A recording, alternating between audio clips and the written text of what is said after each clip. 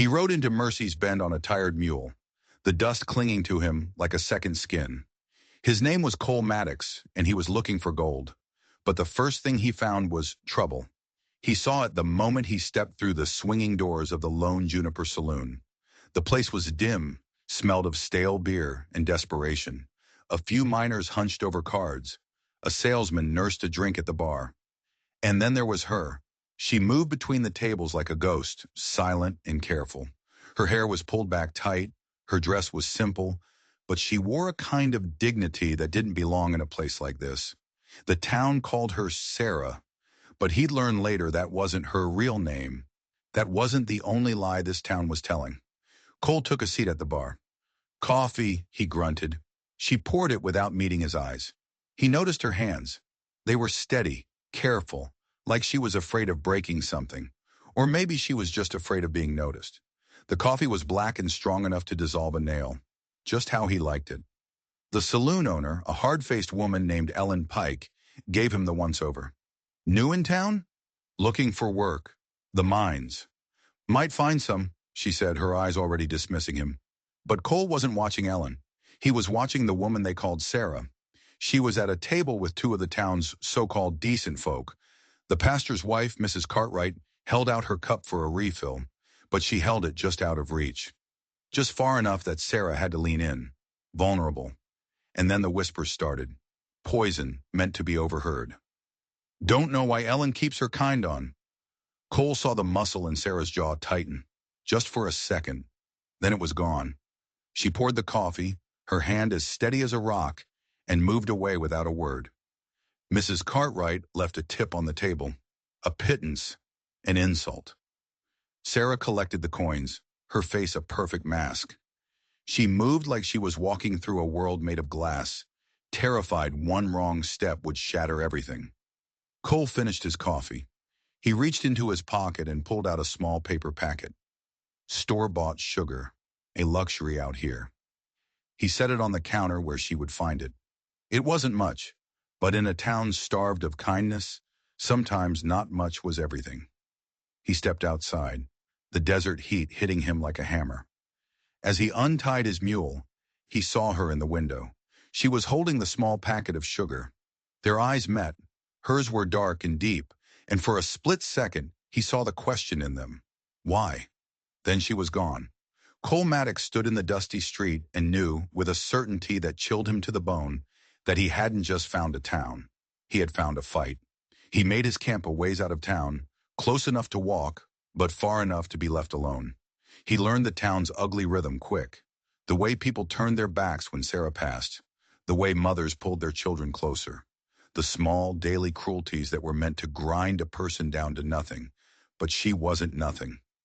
Each evening, Cole would walk back to the Lone Juniper.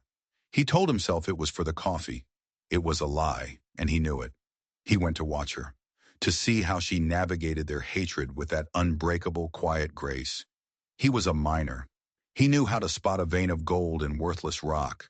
And this woman, this silent, careful woman, was pure gold. On his fourth night, he saw the boy.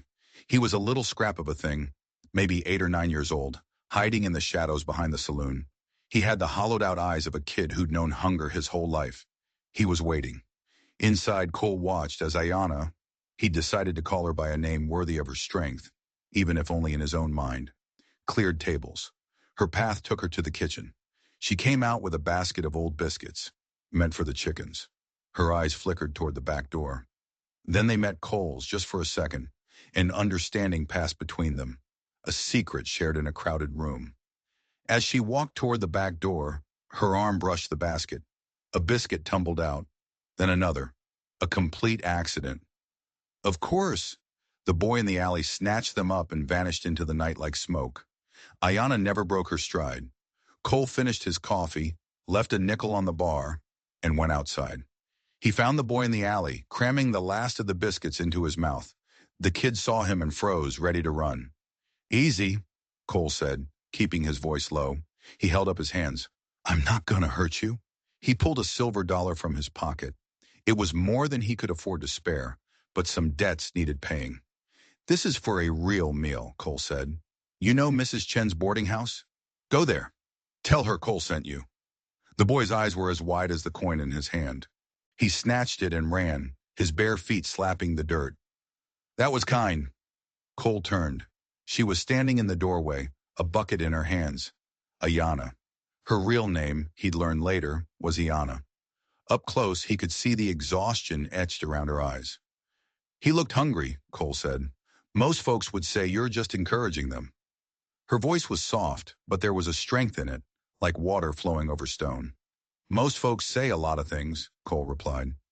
She looked at him then, really looked at him for the first time. The mask was gone. He saw curiosity.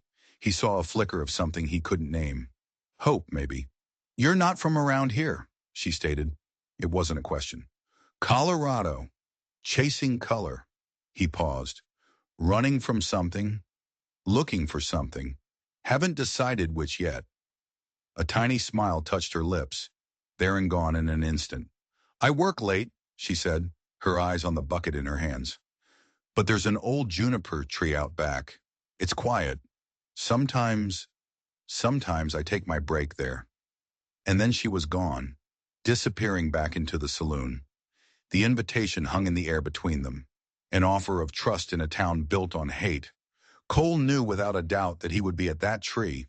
He also knew that by going, he was crossing a line. He was choosing a side. And in a town like Mercy's Bend, choosing a side could get a man killed. He found her under the twisted branches of the ancient juniper 3 nights later. The moon was full, painting the desert in silver and black. She was sitting on a flat stone, holding a cup of tea, and for the first time, she looked peaceful. "My grandmother planted this tree," she said as he approached, her voice barely a whisper. She was Apache. He sat on the ground near her, giving her space. The night was full of secrets, and he had a feeling he was about to hear some of them. "My mother fell in love with a white surveyor," she continued, her eyes on the distant mountains. "It was a scandal for everyone.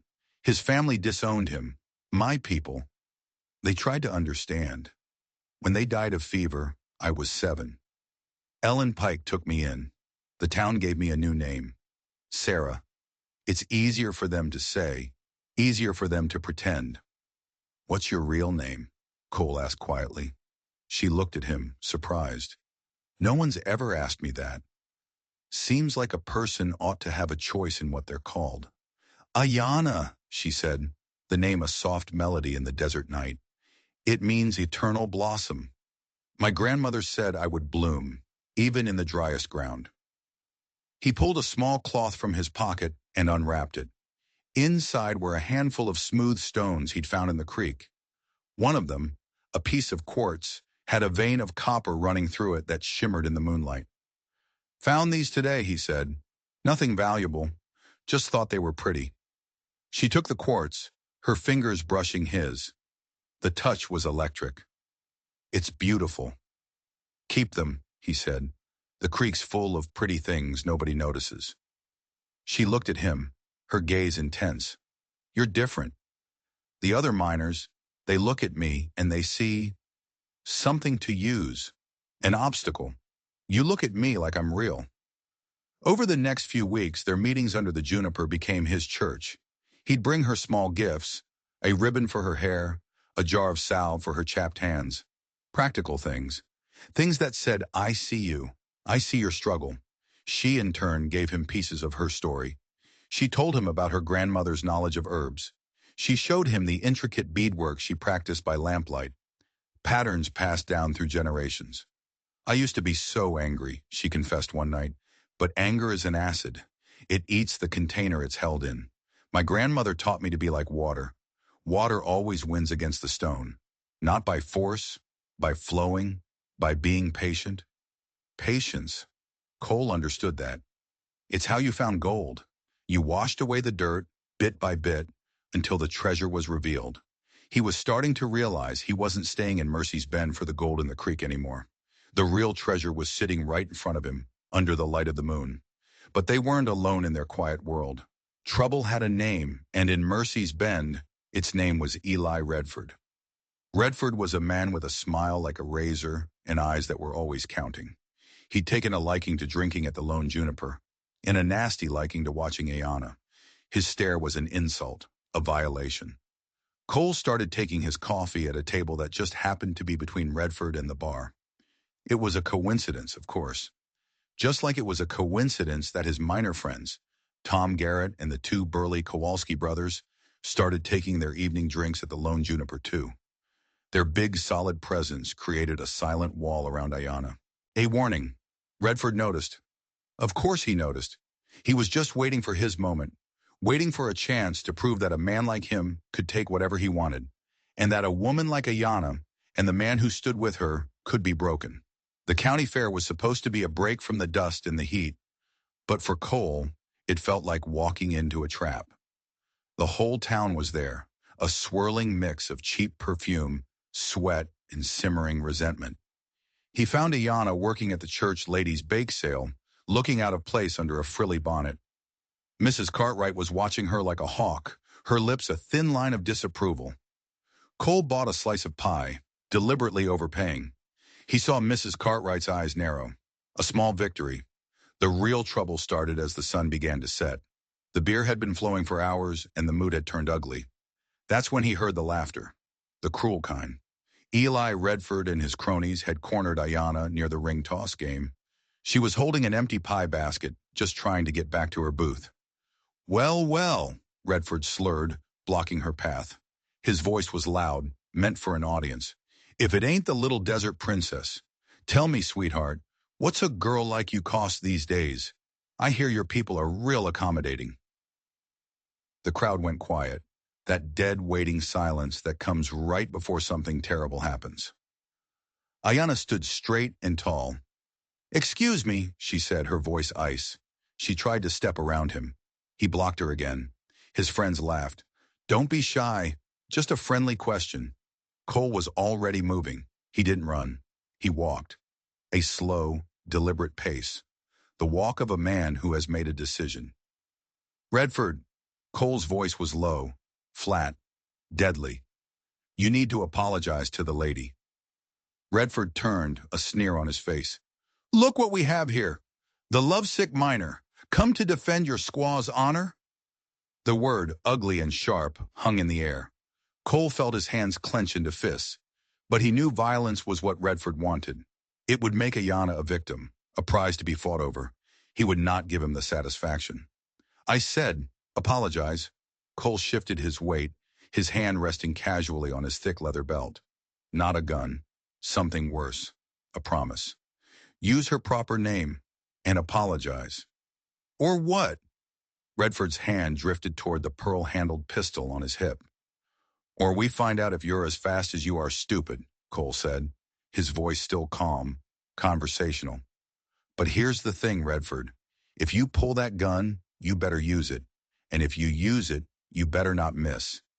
Because if I'm still standing, I will take that pretty little gun from you, and I will feed it to you. Piece by piece. The silence was absolute. You could hear the wind rustling the canvas tents. Redford looked around. He saw Tom Garrett standing nearby, looking real casual. He saw the Kowalski brothers, looking not so casual. He saw a dozen other miners, their faces hard and unsmiling. They had chosen a side. Redford's bluster evaporated. This ain't worth killing over, he mumbled. No, Cole agreed. It ain't. So apologize. The moment stretched. Redford's jaw worked. Finally, through gritted teeth, he spat out. My apologies, miss. Meant no harm. It was the weakest apology Cole had ever heard. But it was enough. There now, Cole said, stepping aside. Evening, Redford. Redford stalked away, his friends scurrying after him. The show was over, but the real fight had just begun. You shouldn't have done that, Ayanna said, her voice a quiet storm. They had walked to the edge of the fairgrounds, away from the noise and the prying eyes. The sunset was bleeding across the sky. Probably not, Cole admitted. He'll make trouble for you now, for both of us. Men like him are always trouble, Cole said. Might as well be me he's troubling. She stopped and faced him, the dying light catching the fire in her eyes. Why? Why did you do that? Everyone else just watches.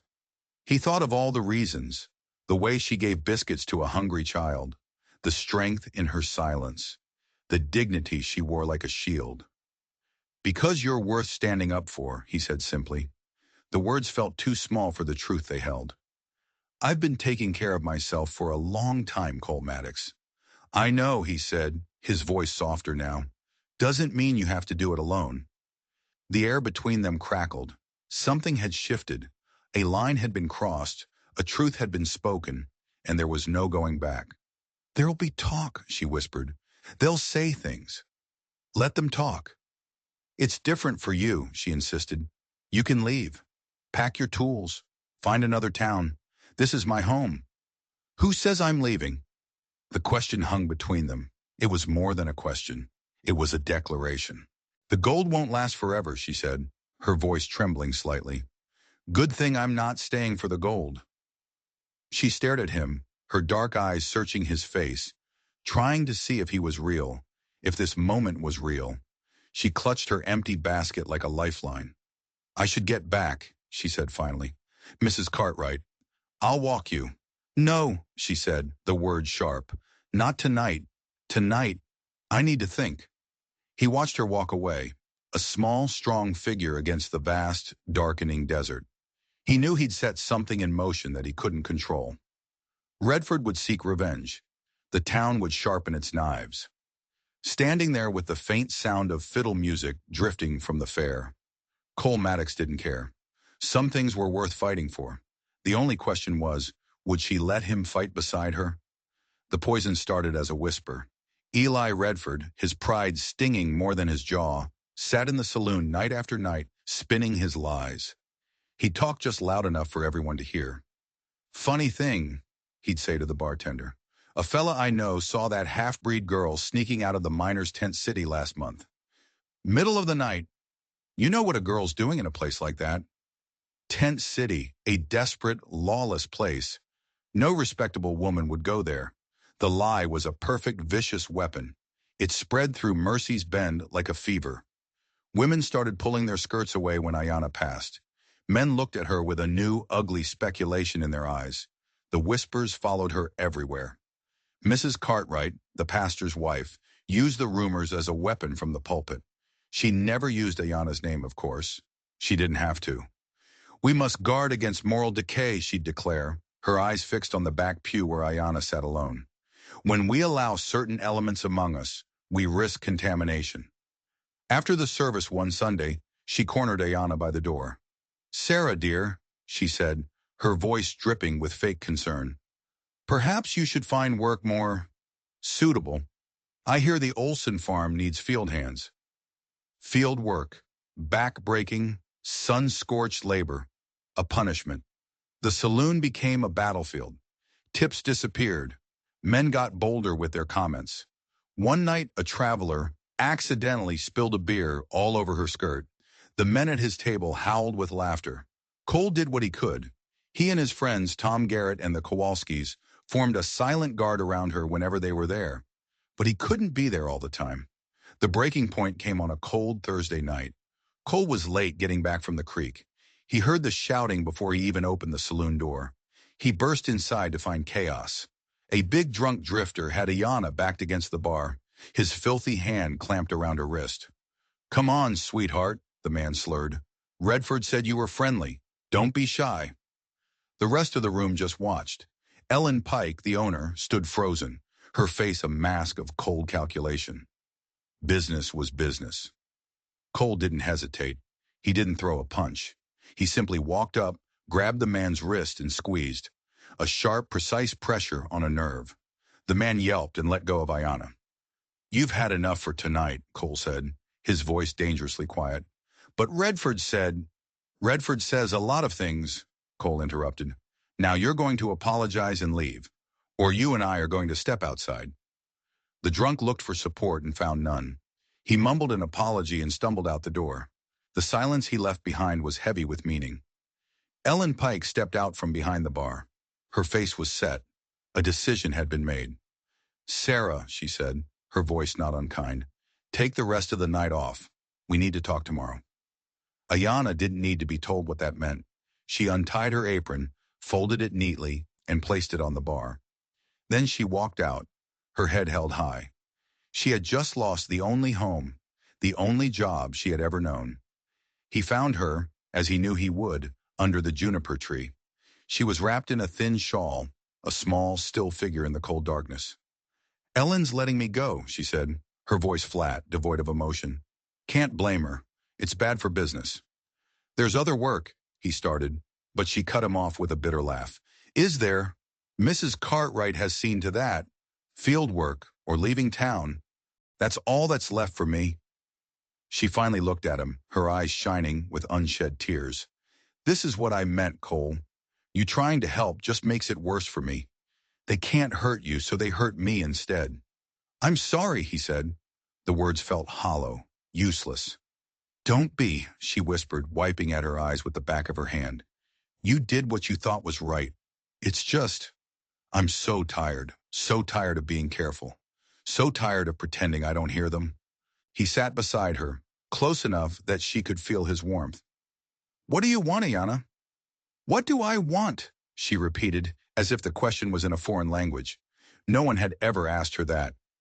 "I want to stop being afraid. I want to use my own name. Her voice broke. "I want to know what it feels like to be chosen, not just tolerated." He reached out, his calloused hand covering hers. "Then know this," he said, his voice thick with emotion. "I choose you, Ayana. I choose you because of who you are. Every bit of strength, every silent battle you fought, I choose all of it." She made a sound that was half sob, half laugh, and leaned against him. He put his arm around her, pulling her close. They sat like that for a long time, two small points of warmth against the vast, cold desert. "I have some money saved," he said eventually. "Not a lot, but enough. Enough for a fresh start, somewhere else." "Running away." "Strategic retreat," he corrected. "Nothing wrong with choosing your battles." She was quiet for a long time. Then she asked the question that changed everything. "Would you come with me?" The possibility of it, the hope of it, was a terrifying, beautiful thing. He thought about his claim, his tools, the lonely life he'd always known. It was all dust compared to the woman sitting beside him. "If you wanted me to," he said simply. She turned to face him, her eyes searching his in the moonlight. "Why? Why do you care so much what happens to me?" He took a breath, the cold night air stinging his lungs. "Because somewhere between that first cup of coffee and this moment right here, you became the most important thing in my world." The words hung between them, a fragile, powerful truth. This was impossible. They both knew it. Two different worlds, a town that would never accept them. But as he held her there, under the branches of her grandmother's tree, Cole Maddox felt a flicker of hope. Maybe, just maybe, they could build a world of their own. But first, they would have to survive the one that was trying to tear them apart. The rain came without warning, a biblical deluge that turned the dusty streets of Mercy's Bend into a river of mud. The creek, normally a gentle trickle, became a raging, brown monster. It was tearing the town apart. Cole stood on the bank with the rest of the townsfolk, watching in horror. The wooden bridge that connected the two sides of town was groaning, threatening to collapse. And right in the middle of it, wedged against a splintering pillar, was Jacob Miller's wagon, with his wife and two small children still inside. The water was rising fast, swirling around the wagon wheels. The little girl's terrified screams cut through the roar of the flood. "The current's too strong," someone yelled. "It's suicide to go out there." The sheriff wrung his hands, useless. The men stood frozen, paralyzed by fear. But Ayana wasn't paralyzed. She appeared at Cole's side, her hair plastered to her face, her eyes blazing with a fierce determination. Before he could even process what was happening, she was kicking off her boots. "Ayana, no!" he yelled, grabbing her arm. "It'll sweep you away." "You're too heavy," she said, her voice calm and steady amidst the chaos. "I grew up in these mountains. I know this water." With practiced, lightning-fast movements, she fashioned a harness from a length of rope. That little girl needs a mother, not another scared man. Before anyone could stop her, she was in the water. The current slammed into her, trying to drag her under, but she fought it, leaning into its power, her small frame, an impossible force of will. A huge log came careening towards her. She dove under the water, disappearing from sight. Cole's heart stopped. The seconds stretched into an eternity. Then she surfaced, gasping, still moving, still fighting her way toward the stranded family. She reached the wagon and hauled herself aboard, speaking in a low, calming voice to the terrified Millers. She rigged a sling for the little girl, strapped the child to her body, and plunged back into the torrent. The journey back was a nightmare. She was weighed down, fighting for every inch. But she made it, handing the sobbing child to waiting arms on the shore, before turning around and going back. Back into the raging water. She made 3 more trips. First the boy, then Mrs. Miller. Finally, Jacob Miller himself. Just as she pushed him toward the safety of the bank, the bridge finally gave way. With a sound like a giant's roar, it splintered into 1,000 pieces and was devoured by the flood. The wagon was flipped and dragged under, gone in an instant. They had made it out with only seconds to spare. The crowd surrounded her, wrapping her in blankets, their faces a mixture of awe and shame. Mrs. Miller clung to her, weeping with gratitude. And then Mrs. Cartwright pushed her way to the front. "Well," the pastor's wife said, her voice sharp and loud enough for all to hear, "I suppose even their kind can be useful sometimes." The ugly words hung in the air. The crowd went dead silent. It was the sheriff who spoke first. "Seems to me, ma'am," he said slowly, "that Miss Ayanna here just showed more Christian charity in the last 10 minutes than some folks show in a lifetime." A murmur of agreement rippled through the crowd. Men who had once sneered at her now looked at her with newfound respect. Then the pastor himself stepped forward, his face grim. "Temperance," he said to his wife, "you will apologize to Miss Ayanna, not just for today, for everything." Mrs. Cartwright's face was a mask of fury, but she was cornered. She mumbled something that sounded like an apology and stalked away, defeated. In the middle of the chaos, Ellen Pike, the saloon owner, appeared. "Ayanna," she called out, "that job of yours is still open, if you want it." She looked around at the crowd, her eyes daring anyone to object. "And anyone who has a problem with it can find somewhere else to drink." The flood had washed away more than just a bridge. It had washed away some of the town's hatred. But as Cole helped a shivering Ayanna walk back toward the saloon, she delivered a blow that hit him harder than any floodwater. "Cole," she said, her voice trembling, "there's something I have to tell you. I got a letter this morning. My grandmother. She's dying. I have to go home. Home. To the mountains. To her people." "How long will you be gone?" he asked, his heart sinking. She looked at him, her dark eyes filled with a terrible sadness. "I don't know," she whispered. "I might not come back." The words hit him like a physical blow. I might not come back. This town, this miserable, hateful town, had finally broken her. Even after her heroism, even after earning their respect, she was still an outsider. Why would she come back? "You should go where you're valued," he said, the words tasting like ash in his mouth. "If that's with your people, then that's where you belong." She looked at him, a desperate hope in her eyes. "And if I asked you to come with me?" It was a reckless, impossible idea. He was a white man, a stranger. They wouldn't accept him. "When do we leave?" he asked. Her head snapped up, her eyes wide with disbelief. "Cole, you don't have to." "I told you," he said, his voice raw with a truth he was only just beginning to understand. "I'm not staying for the gold. I'm staying for you. Wherever you go, I go." He wanted to see her home. He wanted to meet the woman who had raised someone so strong, so brave. He wanted to understand the other half of her, the part the town of Mercy's Bend had tried so hard to erase. The journey into the high country was like a journey into another world. The dusty desert gave way to pine forests and mountains that touched the clouds. They traveled for 4 days, mostly in silence, the unspoken questions hanging between them. What would they find there? And would there be a place for him in her world? The Apache settlement was not what he expected. It was a quiet, peaceful village of willow homes that blended seamlessly into the forest. The people who came to meet them were wary, their eyes full of a history Cole could only guess at. They looked at him with suspicion, a white man in their sacred space. But he was with Ayanna. For now that was enough. Her grandmother was a tiny, ancient woman lying on a bed of furs. Her body was frail, but her eyes were as sharp and clear as a hawk's. She spoke to Ayana in their native tongue, her voice a fragile whisper. Then her eyes found Cole.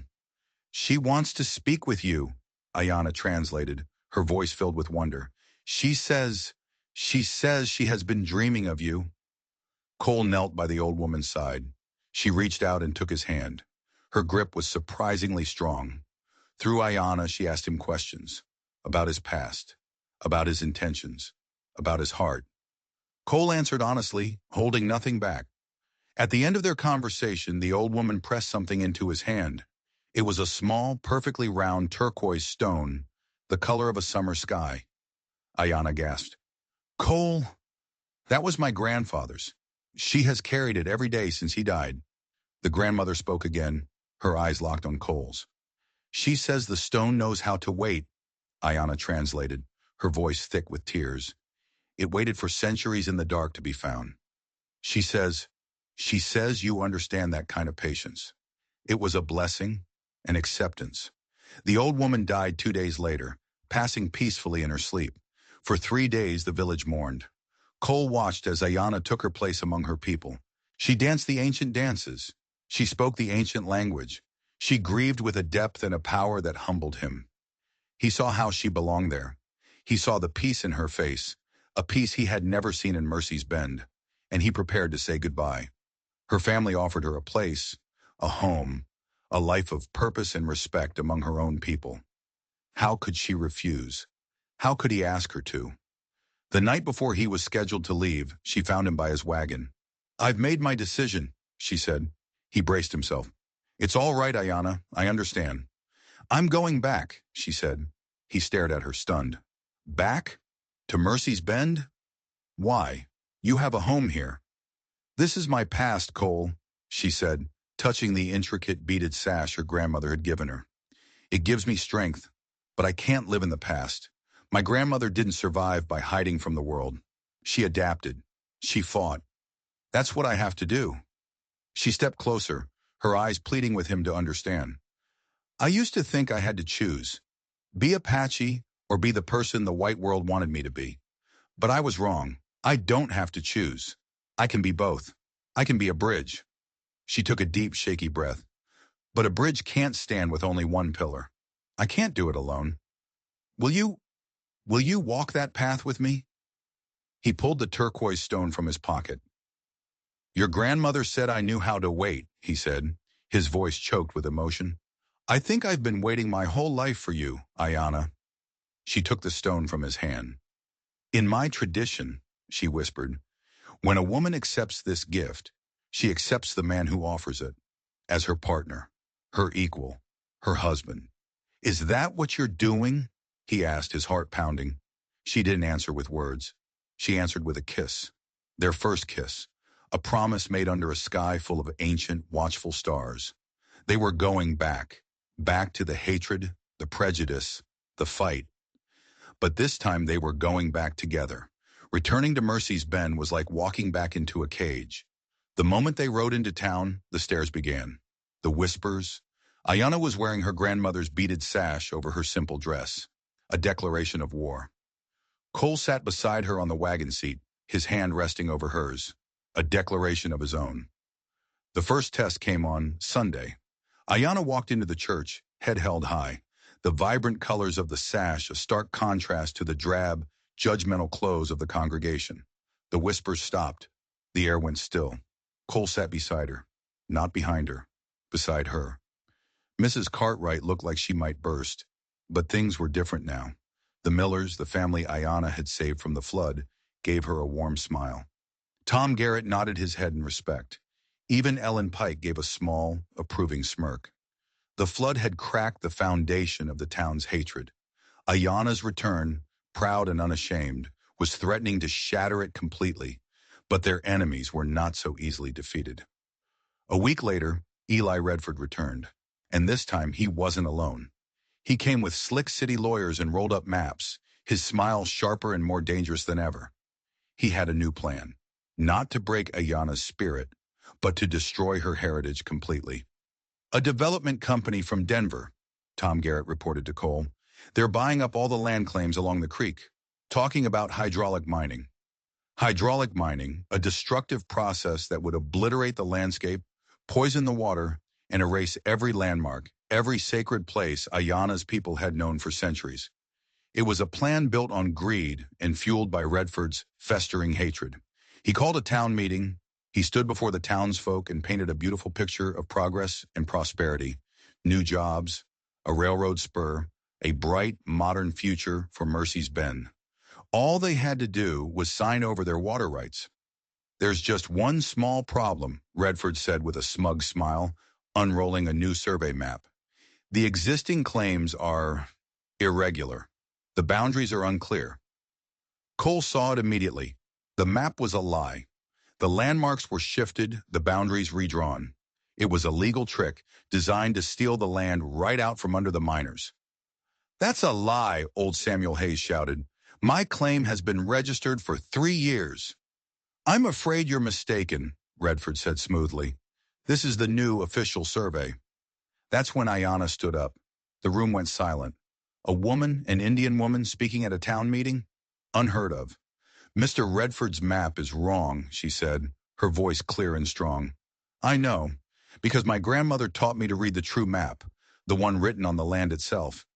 Redford laughed. Childhood memories are not legal documents, Miss Sarah. No, Ayana said, her eyes flashing. But this is. She reached into her bag and pulled out a leather-wrapped bundle. Inside were ancient yellow documents, Spanish land grants, treaties signed with the U.S. government, and deeds witnessed and marked with the thumbprint of her grandmother, legally transferring the land and water rights to the original miners. Documents that proved Redford's new survey was a fraud. Redford's face turned purple with rage. Forgeries! An Indian woman's mark means nothing. It means everything, Ayana said, producing one last paper.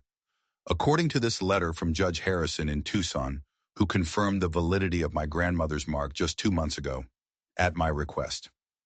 She had been one step ahead of him the entire time. She had used their own laws, their own system, to beat them. The room exploded. Redford's plan crumbled into dust. The town council voted, and the development company was rejected. As the meeting broke up, Redford cornered Ayana by the door, his face a twisted mask of hate. You think you've won? You're nothing but half-breed trash. He reached for her. He never touched her. Cole's fist connected with Redford's jaw with a sickening crack. The man went down like a sack of grain. You will leave, Cole said, his voice a low growl, standing over Redford's crumpled form. You and your friends, and if you ever come near her again, I will finish what I just started. The sheriff appeared, and this time he was on their side. Mr. Redford, he said calmly, I believe your business in Mercy's Bend is concluded. Later that night, standing under the juniper tree, Ayana looked at Cole, her eyes shining with tears of gratitude and triumph. My grandmother was right, she whispered, touching the sash. These patterns are maps. They show you the way forward by remembering the way back. She looked at him, her love for him a tangible thing. I thought I had to choose between two worlds, but tonight I realized I don't have to. I can be the bridge. Redford was wrong, Cole said, pulling her into his arms. This isn't over. He looked down at her, a slow smile spreading across his face. This is just the beginning. And it was a beginning. A year later, the Lone Juniper Saloon was no longer just a saloon. It was the heart of the town. Ayana had expanded the menu, blending the recipes of her people with the comfort food of the settlers. The place was filled with families now, not just lonely miners. In the afternoons, the daughters of the town's most prominent citizens, including the banker's daughter, Lucy Perkins, gathered on the porch to learn the intricate art of beadwork from Ayana. The very culture the town had once tried to erase was now being woven into its future. Cole and Ayana built a small house on the edge of town, a place where their two worlds met. He still worked his claim, but the gold he found was used to build a better future for the town, and for Ayana's people in the mountains, with whom they were now a vital link. One evening, as they sat on their porch watching the sunset, Ayana placed his hand on her gently swelling belly. Their first child was on the way. No regrets? She asked, her eyes twinkling. About what? He said, pulling her close. Giving up a fortune in gold for a life with a stubborn, beautiful, impossibly brave woman? He kissed her. Best deal I ever made. Mercy's Bend never became the bustling city Redford had promised. It became something better. A place of true progress. A place where a bridge had been built between two cultures, not with steel and wood, but with courage, patience, and love. Cole Maddox came to town looking for gold. But the greatest treasure he found wasn't buried in the earth. It was a love that was strong enough to change the world, one heart at a time. Their story is a powerful reminder that the most valuable things in life can't be bought or sold. What do you think is the most important lesson from Cole and Ayana's journey? Let me know your thoughts in the comments below. And if you enjoyed this story of courage and love against all odds, be sure to hit that subscribe button and ring the bell so you never miss another tale from the untamed heart of the Old West. Thanks for listening.